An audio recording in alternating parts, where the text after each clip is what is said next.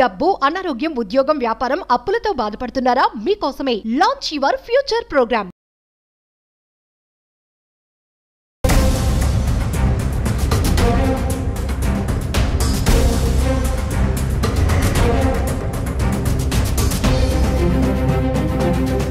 అమ్మ నమస్కారం. నమస్తే సంగీత. అమ్మ, చాలా మంది ముసలి వాళ్ళు ఒక 60-50 సంవత్సరాలు ఉన్న వాళ్ళందరూ కూడా తక్కువ ఏజ్ వాళ్ళను పెళ్లి చేసుకుంటారు. పెళ్లి చేసుకునేంత వరకు బాగుంటుంది. పెళ్లి తర్వాత సిచ్యువేషన్ ఎలా అంటే దగ్గరికి రానివ్వరు, వాళ్ళతో కలిసి ఉండడానికి ఇష్టపడరు, వాళ్ళ దగ్గర నుంచి మనీ మాత్రమే ఎక్స్పెక్ట్ చేస్తూ ఉంటారు. కొంతమంది అయితే ఎదురు కట్నం ఇచ్చి మరీ అమ్మాయిలను పెళ్లి చేసుకున్న సందర్భాలు కూడా మనం చూస్తూ ఉంటారు.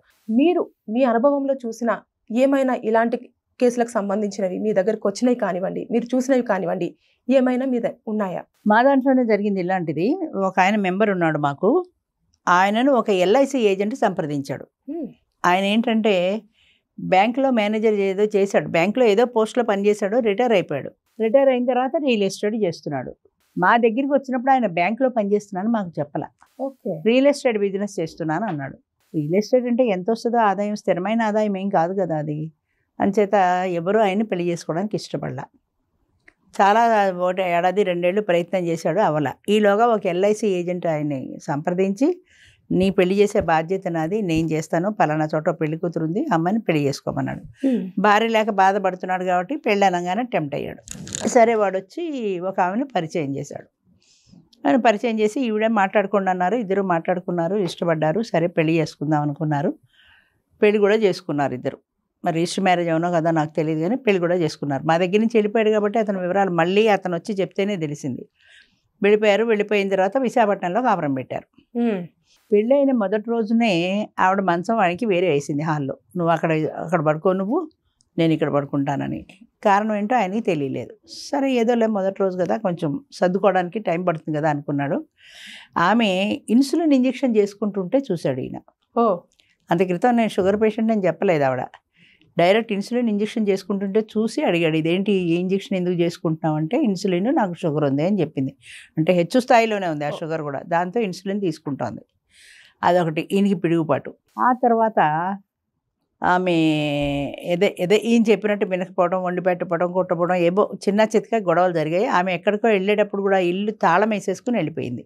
ఇల్లు బయట తాళం వేసేసి వెళ్ళిపోయింది. ఈయన దగ్గర తాళం చెవులు కూడా ఇవ్వాలి ఆయనకి. ఈయన రాజమండ్రి ఏదో వచ్చాడు పని మీద, రాజమండ్రి హైదరాబాద్ వచ్చాడు, తాళం వేసేసుకుని వెళ్ళిపోయింది. ఎక్కడికి వెళ్ళిందో తెలియదు. ఈయన విశాఖపట్నం వెళితే ఈయన దగ్గర తాళం చెవి లేదు. సరే ఏదో తాళం పారగొట్టాడు, ఇంట్లోకి వెళ్ళాడు. ఇంట్లోకి వెళ్ళిన తర్వాత కొన్నాళ్ళ తర్వాత ఆమె ఏదో అడిగింది, ఈయన్ని ప్రాపర్టీ ఏదో అడిగింది. ప్రాపర్టీ అడిగితే ఈయన ఇవ్వడానికి ఇష్టపడలేదు. నీతో సంసారం లేదు, పాడు లేదు, నాకు ప్రాపర్టీ దండగ ఎందుకు అన్నాడు. కుదరకపోతే ఆమె వెళ్ళిపోయింది. వెళ్ళిపోయిన తర్వాత విజయవాడ నుంచి అనుకుంటా ఆయనకి ఫోన్ వచ్చింది, మాట్లాడడానికి రమ్మని. ఏదో కాంప్రమైజ్ అవుతుందేమో అని వెళ్ళాడు. వెళ్ళిన తర్వాత జరిగింది ఏంటంటే, ఆయన్ని తీసుకెళ్ళి ఒక గదిలో పెట్టి 4 కొట్టారు. ఆవిడ తరఫు మనుషులు ఎవరు 4 కొట్టి ఈయనతో బలవంతంగా స్థలం రాయించుకున్నారు. రాయించుకుంటేనే, నువ్వు రాస్తేనే నువ్వు ప్రాణాలతో బయటకు వెళ్తావు, లేకపోతే 4 పీకేటప్పటికి ఎవరికైనా భయం వేస్తుంది కదా. అందులో 60 ఏళ్ళు దాటిన వృద్ధుడు కదా. సరే మొత్తం మీద ఆ స్థలం ఏదో రాసి ఇచ్చేసాడు. 3 లక్షలు 5 లక్షలు ఎంత వాల్యూ చేస్తుందో స్థలం రాసి ఇచ్చేసి ప్రాణాలతో బయటపడ్డాడు. బయటకు వచ్చి పరిగెత్తుకొచ్చి మాకు చెప్పాడు ఇలా జరిగిందని. ఎందుకు మరి ఆ ఎల్ఐసి ఏజెంట్ని పట్టుకోపోయామంటే, వాడెక్కడ దొరుకుతాడు వీడికి? దొరికితే మాత్రం వాడేం చేస్తాడు, ఏవో పెళ్ళయ్యాక మీకు ఏం గొడవలు వచ్చాయో నాకేం సంబంధం అంటాడు, అంతే కదా. ఆయనకి ఏమైనా డబ్బులు ఇచ్చారమ్మా అంటే సంబంధం? పెళ్లి కుదిర్చేందుకు ఏజెంట్కి కూడా డబ్బులు ఇచ్చాడు కదా. అది ఒకటి. సేమ్ అలాంటిదే ఇంకోటి కూడా జరిగింది మా దాంట్లో. శంకరయ్య గారని ఒక 70 ఏళ్ళ ఆయన ఉన్నాడు. ఆయనకి మా దాంట్లోనే మ్యారేజ్ అయింది. చిన్నావిడే మ్యారేజ్ చేసుకుంది. ఆయన పరిచయం కూడా నేను ఇప్పటికీ మర్చిపోలే. ఎన్ని సంవత్సరాలు అయినా పరిచయమైన కొత్తల్లో పొద్దున్న మీటింగ్కి వచ్చారు, వాళ్ళిద్దరూ మాట్లాడుకున్నారు, సాయంత్రానికి డిక్లేర్ చేశారు. ఆశ్చర్యపోయాను, ఇంత పొద్దున్న వచ్చి మధ్యాహ్నం 12 గంటలకు కలిసారు మీరిద్దరు, సాయంత్రం 4 గంటలకి ఎలా డిక్లేర్ చేశారు పెళ్లి చేసుకుంటామని. ఆయన ఉండేది అనంతపురం, ఆవిడ ఉండేది పిఠాపురం, ఈస్ట్ గోదావరి. ఎంత దూరం ఉంది అని అడిగాను నేను. మీ పిల్లలతో మాట్లాడుకున్నారా, అసలు మీ పిల్లల పర్మిషన్ ఉందా, వాళ్ళని ఒప్పించారా, వాళ్ళు ఒప్పుకున్నారా, వీడికి పిల్లలు లేరు అని అడిగితే ఆయన ఏమన్నాడంటే, అమ్మ పిల్లల పర్మిషన్ దేనికి, నేను పెళ్లి చేసుకోవడానికి వాళ్ళ పర్మిషన్ ఎందుకు, it is only information to pass on. నేను ఇలా పెళ్లి చేసుకుంటున్నాను అని చెప్పడం వరకే తప్ప వాళ్ళ ఇష్టాలతో నాకు ఎలాంటి సంబంధం లేదు. నేను పెళ్లి చేసుకుంటున్నాను, దట్స్ ఇట్, అయిపోయింది. దానికి వాళ్ళకి చెప్పడం కూడా ఎందుకు అన్నాడు. సరే తర్వాత మరి ఆమె ఎక్కడో పిఠాపురంలో ఇంకా జాబ్ చేస్తుంది, ప్రైవేట్ స్కూల్ టీచరు, మీరు ఎక్కడ అనంతపురంలో రిటైర్ అయిన హెడ్ మాస్టరు, మీరిద్దరు ఎలా కలుస్తారు అని అడిగా. ఓకే, ఆమె ఉద్యోగం చేస్తుంది కదా. చేస్తుంది. అంటే ఆయన అన్నాడు, అమ్మ కలుసుకోవాలని అది ఆ కోరిక మాలో ఉంటే ఎలా అయినా కలుస్తాం. ఫర్ ఎగ్జాంపుల్ నేను రిటైర్డ్ హెడ్ మాస్టర్, పెన్షనర్, నాకేం స్కూలు ఉద్యోగం పని పట్ట లేదు. నేను ఎప్పుడైనా ఆమె దగ్గరికి వెళ్ళి 4 రోజులు ఉండి రావచ్చు కదా. ఆమెకి దసరా సెలవులు ఉంటాయి, సంక్రాంతి సెలవులు ఉంటాయి, వేసంకాలం సెలవులు ఉంటాయి. ఆ సెలవుల్లో 10 రోజులు వచ్చి ఆమె నా దగ్గర ఉండొచ్చు కదా. ఈ దూరాలు పెద్ద సమస్య ఉందమ్మా, అసలు కలుసుకోవడానికి అది పెద్ద సమస్య కాదన్నాడు సింపుల్గా. ఆయన పాజిటివ్ థింకింగ్ నాకు బాగా నచ్చింది. ఇప్పుడు వచ్చే వాళ్ళల్లో విజయవాడ అంటే ఆవిడ విజయవాడ వాడే కావాలి, పక్కనున్న మంగళగిరి వాడు కూడా వద్దు. అలా ఆలోచిస్తున్న ఈ రోజుల్లో ఆయన అంత పాజిటివ్గా ఆలోచించాడు. సరే మొత్తం మీద పెళ్ళయింది. ఆయన చెప్పినట్టుగా ఇక్కడి నుంచి అక్కడికి వెళ్ళిపోయాడు కూడా. ఆవిడ దగ్గరికి వస్తూ పోతూ ఉండేవాడు. ఇంకోటి అడిగా, ఆవిడ సర్వీసులో ఉంది, ఎప్పటికీ ఆవిడకి రిటైర్మెంట్ వస్తుంది, ఎప్పటికీ నీకు 70 ఏళ్ళు వచ్చాయి, ఇప్పటికే ఇంకా 5 ఏళ్ళు 10 ఏళ్ళ సర్వీస్ ఉంటే ఎప్పటికి వస్తుంది అయ్యా అంటే, అప్పటిదాకా నేను అడుగుతాను, అమ్మ ఆమెకి ఇష్టం లేకపోతే ఆ ఉద్యోగం, నన్ను వదిలి ఉండలేకపోతే ఆ ఉద్యోగం వదిలేసి రిజైన్ చేసి నా దగ్గరికి వచ్చేయచ్చు కదా అన్నాడు. నాకు నవ్వొచ్చింది. నీకు 70 ఏళ్ళు ఈ సుందరాకారుని చూసి ఆవిడ ఉద్యోగం వదిలేసి వచ్చేసిందని ఎలా అనుకున్నాను. కానీ సంవత్సరం తిరగకుండా ఆవిడ ఉద్యోగం వదిలేసి ఆయన దగ్గరికి వచ్చేసింది. ఆయన చూపించిన ప్రేమ. అదే చెప్తుంటా, ఆ ఉద్యోగం వదిలేసి ఆయన దగ్గరికి వచ్చేసింది, వదిలిపెట్టి ఉండలేక. అంటే 70 ఏళ్ల వయసులో ఏంటి ప్రేమ అంటే, ఆ కంపాటబిలిటీ, ఇద్దరికి మధ్యన కూర్చొని మాట్లాడుకోవడంలో, ఆ షేరింగ్లో ఒక రకమైన అభిమానం వచ్చింది. మొత్తం మీద ఒక ఎమోషనల్ రిలేషన్ ఏర్పడింది. ఉద్యోగం వదిలేసింది, ఆయన దగ్గరికి వచ్చేసింది. అయితే ఆమె షుగర్ పేషెంట్.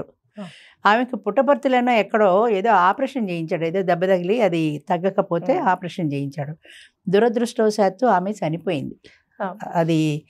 అది ఫస్ట్ మొట్టమొదటి కేసు. అప్పటికి ఇప్పటికీ ఇంతవరకు అది ఒకటే కేసు. అలా మధ్యలో చనిపోయినాయి. 50 ఏళ్ళు దాటిన వాళ్ళే పెళ్లి చేసుకుంటారు, కానీ ఇంతవరకు అలా చచ్చిపోయిన వాళ్ళు లేరు పాపం. ఆ అమ్మాయే చనిపోయింది.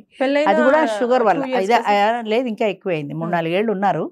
తర్వాత ఈ షుగర్ ఆపరేషన్ చేయించడంలో అది సెప్టిక్ అయ్యి చనిపోయింది. చనిపోయింది. పాపం చాలా ఏడ్చాడు. నా భార్య చనిపోయినప్పుడు కూడా నేను ఇంత ఏడవలేదండి అన్నాడు. ఏదేదో ఏడ్చాడు. అయిపోయిన తర్వాత ఆయనకి వయసు పడుతున్న కొద్దీ ఒక తోడు అవసరం ఎక్కువైంది. ఆయన కూడా ఈ ఎల్ఐసి ఏజెంట్ ఈయనే అనుకుంటా, ఈయన ఆయనకి చెప్పాడు, మా ఫ్రెండ్ ఇంకోడు ఉన్నాడు శంకరయ్య గారని, ఆయనకు కూడా పెళ్ళాం కావాలని చెప్తే ఆయనకు కూడా ఒక సంబంధం చెప్పాడు. ఆ శంకరయ్య గారు నన్ను ఫోన్ చేసి అడిగాడు, అమ్మ ఇలా 40 years ఆవిడ, నాకు 70 ఏళ్ళు, ఆమె నన్ను పెళ్లి చేసుకుంటాను, నా వెంట పడుతుంది, ఏం చేయను అని అడిగాడు. అంటే నేనేం చెప్పానంటే, బాబు మీ ఇద్దరి మధ్యన 30 ఏళ్ళ వ్యత్యాసం ఉంది, మీ ఇద్దరికి కంపాటబిలిటీ లేదు. పెళ్ళి అయితే నువ్వు చేసుకున్నా కూడా మీ ఇద్దరి మధ్యన ఆ సాన్నిహిత్యం రాదు. సమవయస్కులతో వచ్చే సాన్నిహిత్యం నీకు రాదు. 30 ఏళ్ల తేడాలో ఒక జనరేషన్ గ్యాప్ ఉంది, నీకు సూట్ కాదయ్యా ఈ వయసులో అని చెప్పాను. 2-3 సార్లు ఫోన్ చేశాడు నాకు. నేను 2-3 సార్లు అదే చెప్పా, కాదు చేసుకుంటానంటే నీ ఇష్టం, కానీ ఇది సక్సెస్ అవ్వదు నా ఉద్దేశంలో అని చెప్పాను. అయినా పాపం ఆవిడకి పిల్లలు ఉన్నారు. ఆవిడ ఏమడిగిందంటే, నాకు ఏం అక్కర్లేదండి, నా పిల్లల్ని చదివించండి, నా పిల్లల బాగోగులు చూస్తే నేను మీ భారీగా మీకు వండిపెట్టి మీ కాళ్ళ దగ్గర ఏదో పడుంటానంది. పదే ఆయన వెంటబడ్డంతో ఆయన పాపం టెంప్ట్ అయ్యాడు. అందుకని నాకంటే చిన్నదే కదా అనుకుని టెంప్ట్ అయ్యాడు. సరే నేను వద్దని చెప్పినా సరే ఆమెని పెళ్లి చేసేసుకున్నాడు. ఆ పిల్లల్ని ఏదో చదివిస్తున్నాడు, స్కూల్లో ఫీజు కట్టాడు, నడుస్తోంది. ఆవిడ కొన్నాళ్ళ తర్వాత పొద్దున్నే వండేసి అక్కడ పెట్టేసి వెళ్ళిపోతుంది. బయటికి ఎక్కడికి వెళ్తుందో తెలియదు, సాయంత్రం తిరిగి వస్తుంది. ఈయన ఏదో కంపెనీ నాకు ఉంటుందని నేను చేస్తే ఫుడ్ ఒక్కదా వండేస్తుంది, పోతుంది, వెళ్ళిపోతుంది అని కొంచెం గొడవ చేశాడు. నువ్వు ఇలా ఎక్కడికి వెళ్తున్నావు, ఎందుకు వెళ్తున్నావు అని డిఫరెన్స్ మొదలైంది. ఆవిడంది, నీ పెన్షన్ ఒకటి సరిపోదు, నువ్వు నాకు అదేంటిది ఇంకా ట్యూషన్లు చెప్పి డబ్బు సంపాదించాలి, ఖర్చులు పెరిగాయి కదా, ఇదివరకు ఇట్లా నువ్వు ఒక్కడు కాదు కదా, ఇంకా ట్యూషన్లు చెప్పు డబ్బు సంపాదించింది. నా జీతం మనందరికీ సరిపోతుంది, నేను కష్టపడాల్సిన అవసరం లేదు, నా పెన్షన్ చాలు, నేను ట్యూషన్లు చెప్పను అన్నాడు ఆయన. అలా ఇద్దరి మధ్యన చిన్న ఘర్షణ మొదలైంది. పడలేదు ఇద్దరికి. సరే ఆవిడ కోపం వచ్చింది, వెళ్ళిపోయి ఈయన మీద కేసేసింది. ఆయన లీగల్ మ్యారేజ్ చేసుకున్నాడు ఈయన. ఆవిడ తర్వాత పెన్షన్ ఆవిడకి వస్తుందని లీగల్ మ్యారేజ్ చేసుకుని పెన్షన్ ఆవిడ పేరు మీద ట్రాన్స్ఫర్ చేస్తానన్నాడు.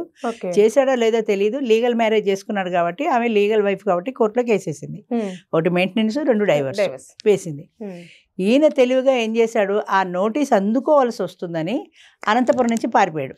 ఆ ఊళ్ళో లేకుండా ఎక్కడ ఏ ఓల్డ్ ఏజ్ హోమ్లో ఉన్నాడో ఎక్కడ ఉన్నాడో వెళ్ళిపోయాడు. మొత్తం మీద అక్కడ లేడు. ఈ కోర్టు నోటీస్ తీసుకొచ్చి నమైనా ఆయన లేకపోతే ఏం చేస్తాడు, గోడకు బోర్డు అంటించాడు, వెళ్ళిపోయాడు. అప్పటికి ఇప్పటికీ ఆయన ఎక్కడున్నాడో ఎవరికి తెలియదు. ఆవిడకి పెన్షన్ రాసి ఇవ్వలేదు, ఏమీ లేదు. ఇటు పెళ్లి చేసుకుంది కానీ ప్రయోజనము లేదు. జాగ్రత్త పడ్డాడు అనుకోవచ్చా, లేకపోతే అప్స్కాండింగ్ అనుకోవచ్చా? అంతే, ఏదైనా కావచ్చు. అంటే ఆవిడకి ఇవ్వడం ఇష్టం లేదు ఆయనకి మెయిన్లీ. నాకే ఉపయోగం లేని కాడికి ఈ ఫుడ్ కోసం ఒకటైనా నేను చేసుకునేది నాకు ఎందుకు అనుకున్నాడో వెళ్ళిపోయాడు. నా ఈ 2 పెన్షన్ నాకు కేసులు వచ్చేసరికి కూడా హ్యాపీ. ఎల్ఐసి ఏజెంట్ చేసినవి. ఉమ్. వాడు ఎల్ఐసి ఏజెన్సీయే కాకుండా ఇలాంటి పెళ్ళిళ్ళ బ్రోకరేజ్ కూడా చేస్తాడు కాబోలు. ఆయన పెళ్ళి అలా ఫెయిల్ అయింది, ఈయన పెళ్ళి ఇలా ఫెయిల్ అయింది. 2 కేసులు అలా చేసినవి. ఎవరిని పడితే వాళ్ళని నమ్మి, ఇప్పుడు నేను చూసిన కేసు ఉంది, ఈ ఏజెంట్ పెళ్లి చేశాడని. ఆమె హాస్పిటల్లో, మా అమ్మ హాస్పిటల్లో ఉందని చెప్పింది. ఆమె తరఫు 3-4 పెళ్లికి వచ్చారు. పెళ్ళంటే 10 మంది చుట్టాలు వస్తారు కదా, ఎవ్వరూ లేరు. ఏమిటంటే మా అమ్మ హాస్పిటల్లో ఉంది అని చేత గుట్టు చప్పుడు కాకుండా పెళ్లి చేసుకుంటున్నాం అన్నారు. కనీసం వీళ్ళు ఎంక్వైరీ చేసుకోవాలా, వాళ్ళ అమ్మ హాస్పిటల్లో ఉందంటే అసలు హాస్పిటల్కి వెళ్ళి ఉందా అబద్ధమా అన్నది చూడాల. ఆ అమ్మాయి ఊరు పేరు తెలియదు, ఏదో వచ్చింది ఏదో పేరు చెప్పింది అంతే. అమ్మాయికి 2 బిడ్డలు ఉన్నారు, 2 బిడ్డల తల్లి. ఈ ఏజెంట్ ఏమో నీకు 50,000 ఇస్తాము, 4 రోజులు నువ్వు అక్కడ ఉండి భారీగా నటించు, నువ్వు వాడితో ఏం కలిసి ఉండక్కర్లేదు, నువ్వు పెళ్లి మాత్రం చేసుకో చాలు, మేము వచ్చి బయటికి లాక్కొస్తామన్నారు. 50,000 వస్తున్నాయి కదా అని సరే అయింది. ఓ 50,000 కమిషన్ వీడి తీసుకున్నాడు, ఒక 50,000 దానికి ఇచ్చాడు. 4 రోజులు అయింది, పెళ్లి లేదు, పెడాకు లేదు. పెళ్ళ ఫస్ట్ నైట్ అంటే దగ్గర రానివ్వదు, ఏదో ఒక కారణం చెప్పింది. మొత్తం 10 lakhs అమ్మా, 10 lakhs స్వాహా 10 lakhs. అదే ఆ పెళ్లి టైంలో దానికి కట్నంగా వీళ్ళు ఎదురు డబ్బులు ఇచ్చారు, వరకట్నం కింద 2 లక్షలు 3 లక్షలు అమ్మాయికి ఎదురు ఇచ్చారు. మా అమ్మ హాస్పిటల్లో ఉంది, ఆపరేషన్ చేయించాలంది కదా. వీడికి 35 ఏళ్ళు వచ్చే పెళ్లి కొడుకు, పెళ్ళని దొరికితే చాలనుకున్నాడు. 4 లక్షలు పోతే పోయింది అనుకున్నాడు, ఇచ్చాడు. అమ్మాయిని బెంగళూరు తీసుకొచ్చారు, వాడిది బెంగళూరు. అక్కడ గ్రాండ్గా వాళ్ళు రిసెప్షన్ అది ఇచ్చుకున్నారు. దానికి 5-6 లక్షలు ఖర్చు అయింది. మొత్తం మీద 10-11 లక్షలు ఖర్చు పెట్టారు, కానీ పెళ్ళం మాత్రం రాలా. ఈ డబ్బులు ఇచ్చుకుని ఇది అడిపోయింది.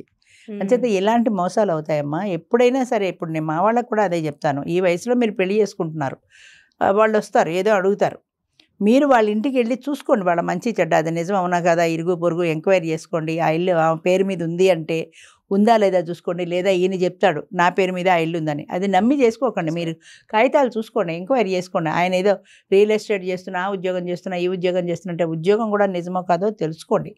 పూర్వాపరాలు తెలుసుకున్న తర్వాతనే మీరు పెళ్లి చేసుకోండి. పెళ్లి అని తొందరపడి చేసేసుకుని వాడు నన్ను మోసం చేశాడంటే ఏం లాభం? మన జాగ్రత్తలో మనం ఉండాలి కదా. ఏజెంట్ మాటలు నమ్మద్దు.